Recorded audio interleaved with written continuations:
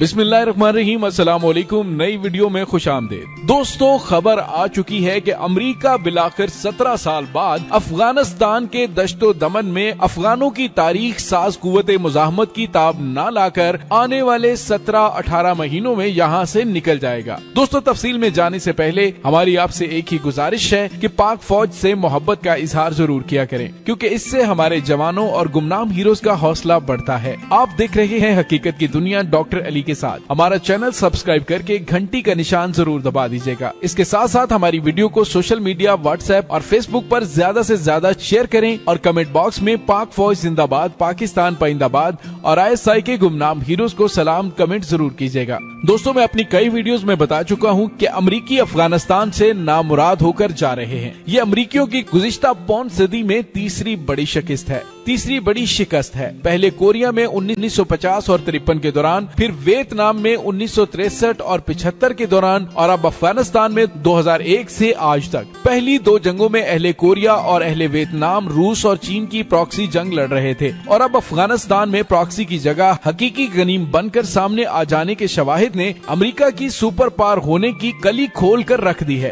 Qatar में तालिबान से मुज़ाकरात के बाद अमरीकी सफीर ज़ल्मे खलीलजाद ने अंदिया दिया है कि अगले बरस के वस्त तक अमेरिका का अफगानिस्तान से रुखसत होने का प्रोग्राम है। उन्होंने उसके बाद एक और बयान में ये भी कहा है कि अभी कतई और हतमी फैसला नहीं किया गया। इस तरह गुमगू की कहानियां कोरिया और वियतनाम की जंगों के आखिरी अयाम में भी सुनी गई थी, लेकिन आखिरकार वही हुआ जो होना था, और अफगानिस्तान में भी वही होगा जो कोरिया और वियतनाम में हो चुका है। एक वक्त था कि अमेरिका और नाटो के 2.25 लाख ट्रूप्स अफगानिस्तान में बरसरे पैकार थे। इतनी बड़ी नफरी की असलही, माली और लॉजिस्टिक जरूरतों को पूरा करने के लिए अमेरिका ने एक अजीम मिलिट्री इंफ्रास्ट्रक्चर काबुल, बगराम और कंधार में खड़ा कर दिया था, लेकिन गुज़िश्ता 3 सालों में चुपके चुपके उसको समेटा जा रहा है। ताहम आज भी ये गैरिजन बैनुल-अक़वामी मयार की छावनियां हैं। अमेरिका उनको ऐसे ही सही सालम छोड़कर वापस नहीं जाना चाहेगा। उसको मालूम है कि 1980 के अशरे में सोवियत यूनियन ने भी इन्हीं 3 मुकामात को अस्करी कील कांटे से लैस कर दिया था, बल्कि बगराम के अलावा शनीदन नामी एक चौथा फिजाई गैरिजन भी बनाया था। जब सोवियत ट्रूप्स 1988 में यहाँ से निकले, तब अफगानिस्तान को मालूम हुआ कि रूस के इंसरामी इंतजामात का कैफो कम क्या था। अब रूसियों के चले जाने के 32 वर्ष बाद अमेरिका ने जो यहाँ लॉजिस्टिक ताना बाना खड़ा किया है, वो रूसियों से कहीं ज्यादा पेचीदा और कहीं ज्यादा वसी और अरीज है। उसको समेटने में 18 माह का अरसा कोई कम तवील नहीं है। अमरीकियों की पसपाई की वजूहात आपने काफी हद तक पढ़ ली होंगी या सुन चुके होंगे। मसलन मशरक़ वुस्ता में उनकी रुसवाई, सऊदी अरब और दूसरी खलीजी रियासतों में तदरीजन बढ़ता हुआ अमरीकी मुखालिफ माहौल, रूस और चीन की अरब इस्लामी ममालिक में दिलचस्पी और उनके बाहमी स्ट्रेटेजिक मुफादात, इन जंगों में अमरीकी अफवाज की कैजुअलिटीज, सीपैक की आमद, पाकिस्तान में गुज़िश्ता कई अशरों से कायम वरासती हुकूमतों का खात्मा और एक पुरअज़्म नई क़यादत का वरूद, गवादर को ऑयल सिटी बनाने का मंसूबा, पाक बहरिया को चीन की मदद से एक नीम ब्लू वाटर नेवी बनाने के इंतजामात और उसके जमीनी और समुद्री शवाहिद, पाकिस्तानी साहिल पर तेल और गैस के लिए ऑफशोर खुदाई, रूस की बरास्ता अफगानिस्तान और पाकिस्तान बहरे हिंद तक रसाई, वस्त एशियाई रियासतों के लिए बहरा अरब तक आने के रोशन इम्कानात वगैरह। दोस्तों, ये सारी डिटेल मैंने तमहीद के लिए बयान की है। मेरा मौजू इससे वाबस्ता जरूर है, लेकिन सरासर अलग भी है। मगरबी दुनिया, बिलखुसूस अमेरिका का ये वतीरा है कि वो मशरिक में डूबकर मगरिब से उभरने की पॉलिसी पर कारबंद रहती है। 1945 में जब दूसरी जंग अजीम खत्म हुई थी, तो अमेरिका दुनिया की वाहिद जौहरी कुव्वत था। इसका करीब तरीन हरीफ रूस था, जो अगस्त 1945 तक जर्मनी और जापान के खिलाफ मगरबी दुनिया के साथ था और उसका एक ताकतवर इत्तेहादी था। 1945 के बाद अमेरिका ने लाख कोशिश की कि एटमी कुव्वत के राज रूसियों के हाथ न लगे, लेकिन तारीख बताती है कि सिर्फ 4 साल बाद 1949 में रूस ने भी एटमी धमाका कर दिया। अमेरिका ने इसका तोड़ ये किया कि बरतानिया और फ्रांस को एटमी कुव्वत बनाने में इसकी बिलवास्ता मदद की। उसका ख्याल था कि एक तरफ रूस होगा तो दूसरी तरफ अमेरिका, बरतानिया और फ्रांस होंगे, तो एक एटम बम के मुकाबले में 3 एटम बम होंगे। लेकिन दूसरी तरफ चीन भी एटमी तजर्बों के पीछे गोया हाथ धोकर पड़ गया और आखिरकार कामयाब हो गया। अब मशरिक और मगरिब का जौहरी तनासब 2 और 3 हो गया है। अमेरिका ने खामोशी से इसराइल के अस्करी तुर्कश में भी जौहरी तीर टांग दिया, तो चीन ने पाकिस्तान को इस मैदान में आगे बढ़ने से नहीं रोका और बिलवास्ता इसको सपोर्ट किया। अलगर्ज मई 1998 में पाकिस्तान और भारत एटमी क्लब में शामिल हो गए। अब ये मुसावात 4-4 बराबर हो गए, यानी एक तरफ रूस, चीन, भारत और पाकिस्तान और दूसरी तरफ अमेरिका, बरतानिया, फ्रांस और इसराइल। भारत चूंकि 1962 की हिंद चीन लड़ाई के बाद इस मुसावात से निकल गया था, इसलिए चीन और रूस ने शुमाली कोरिया को न्यूक्लियराइज करने में मदद की और उसके बाद जो कुछ हुआ और जो कुछ हो रहा है वो सब कुछ हमारे सामने है। और दोस्तों, अब हम आते हैं उस मौजू की तरफ जो ज़ेरे बहस है। अगर मगरबी मुमालिक मशरक़े वुस्ता से कूच कर रहे हैं तो उनका अगला इकदाम क्या होगा? क्या वो कोई नया इत्तेहाद तश्कील देंगे? क्या इंडिया में आकर बैठ जाएंगे? क्या मशरक़े बईद के किसी मुल्क में जाकर बराजमान होंगे?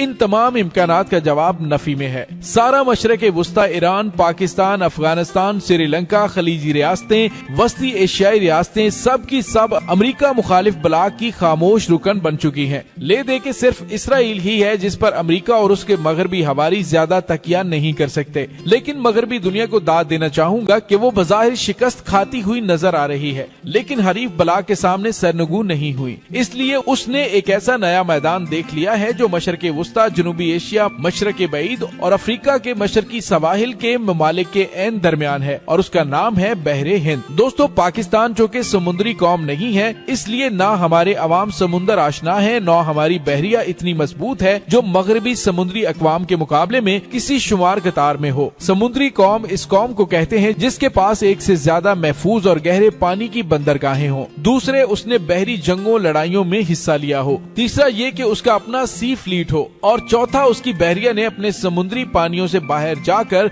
दूसरे बड़े आज़मों की बंदरगाहों पर कॉल ऑन की हो। इस तनाजुर में इंडिया भी हमारा साथी है। उसके मशरकी और मगरबी सवाहिल अगरचे काफी तवील और वसी है, लेकिन इसकी बहरिया हमारी तरह मांगे तांगे की बहरिया है। मुस्तकबिल में दोनों मुल्कों को समुद्री अक़वाम बनने के लिए काफी वक्त दरकार होगा। अमेरिका ने दुनिया का पहला हवाई जहाज 1903 में बनाया और अमेरिका ने की पहली आबदोज बनाई 1776 में। हवाई जहाज तो राइट ब्रदर्स ने बनाया, जबकि आबदोज डेविड बुश निल ने बनाई थी। चलिए इस किस्से को छोड़ते हैं और देखते हैं कि मगरबी अक़वाम ने बहरे हिंद में आने का जो आइंदा प्रोग्राम बनाया है उसके इम्कानात और नुकसानात क्या हैं। दोस्तों, मैं आपको वक्त के धारे में जरा पीछे की तरफ ले चलता हूँ। 1991 में फिनलैंड ने एक ऐसा बहरी जहाज बनाया जो ज़ेरे आब समुंदर की तह में जो नबातात, मादनियात और समुद्री हयात पाई जाती हैं उसका सुराग लगाता है। ये खुद सतह आब पर तैरता रहता है, लेकिन इसके गोताखोर ज़ेरे आब जाने वाली कश्तियों और बजरे अपने साथ रखते हैं। ये एक किस्म का सप्लाई शिप भी है।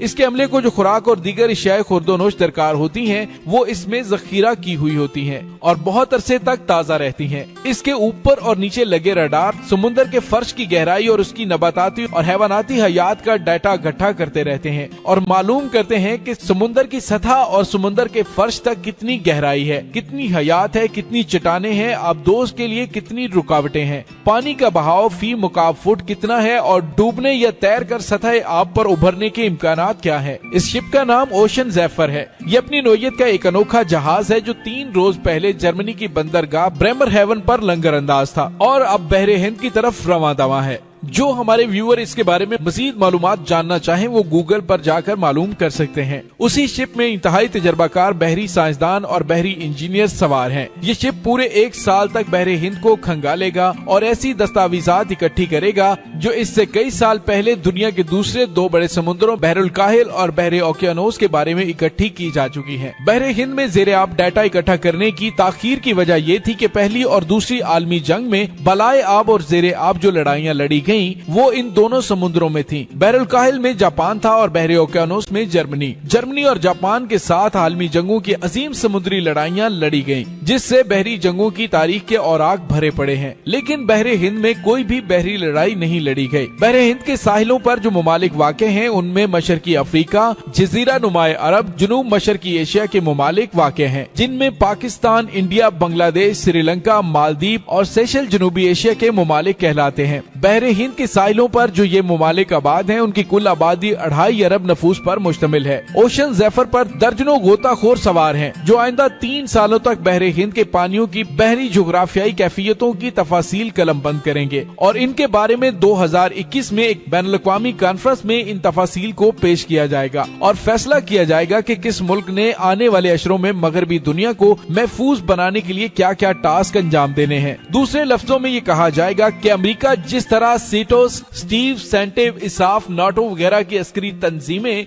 जमीन के सीने पर बनाता रहा है, वैसी ही अस्करी तंजीमें अब समुंदर के सीने के अंदर बनाई जाएंगी। इंडिया को ब्लू वाटर नेवी बनाया जाएगा और बहरे हिंद में जो बहरी अड्डे जो अब तक मगरबी दुनिया के कंट्रोल में हैं, मसलन डिगोगाशिया वगैरह, इनको एक बिल्कुल जदीद और नए तरीके से मुसल्ला किया जाएगा, ताकि आने वाले वक्त में जब चीन, रूस और पाकिस्तान की नेवीज बहरे हिंद में जेरे आब और बालाए आब गश्तें लगाएं और बहरी ट्रैफिक का हुजूम बढ़े, तो ओशन ज़ेफर से इकट्ठी की गई ये मालूमात काम आएगी। ओशन ज़ेफर अब बहरे हिंद की तरफ रवाना हो चुका है। पहले 2 माह बाद बहरे हिंद के फर्श के नक्शे तैयार किए जाएंगे और सेस्टल के इर्द गिर्द 6500 फीट की गहराई में ऐसे सेंसर्स लगाए जाएंगे जो जेरे आब और नीज जेरे आब चलने वाली समुद्री ट्रैफिक को मॉनिटर्स कर सकेंगे। दोस्तों, आपने देखा कि जिंदा कौमें हार कर भी दिल शिकस्ता नहीं होती। अब इसी ओशन ज़ेफर शिप के समुद्री मिशन को ही देख लें, जो बबांगे दोहल ऐलान कर रहा है कि अगर खो गया एक नशेमन तो क्या हुआ, मकामे आहो फगा और भी है। दोस्तों, कैसी लगी आपको हमारी ये वीडियो? अपना कमेंट जरूर कीजिएगा। इसके साथ ही डॉक्टर अली को इजाजत दीजिए। इंशाल्लाह मिलते हैं एक नई वीडियो में। तब तक के लिए अपना ख्याल रखिएगा। पाक फौज जिंदाबाद, पाकिस्तान पाइंदाबाद। ISI के गुमनाम हीरोज को सलाम।